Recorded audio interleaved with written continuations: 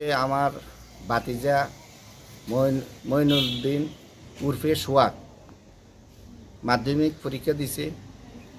তে কুলুবাড়ি তার আত্মীয় বাড়ির থেকে বাইক নিয়ে আসার পথে মেলাগড়, ইন্দিরানগর, কলোনি এবং ল্যাংড়া দরকার মাঝখানে একটা বাসের থেকে বাঁচার জন্য একটা বাসের সাথে তার মানে একটা সংঘর্ষ হয়ে গেছে। এমন অবস্থাতেই মানে সাইড কেটে গেছে।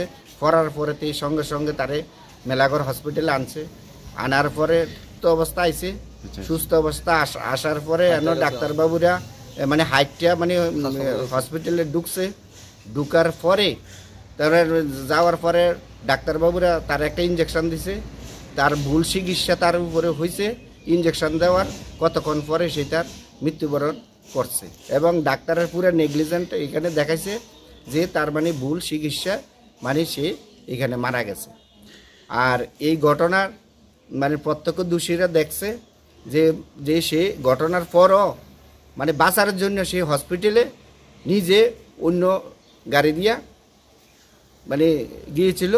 যাওয়ার পরও সেখানে ডাক্তারের কারণে আজকে কিন্তু আমার এই ভাতিজা মারা গেছে। এটা সুস্থ তদন্ত চাইতে আছি এবং সুস্থ বিচার যাতে হয় সেটা আমরা চাইতে আছি আরক্ষা দপ্তরের কাছে।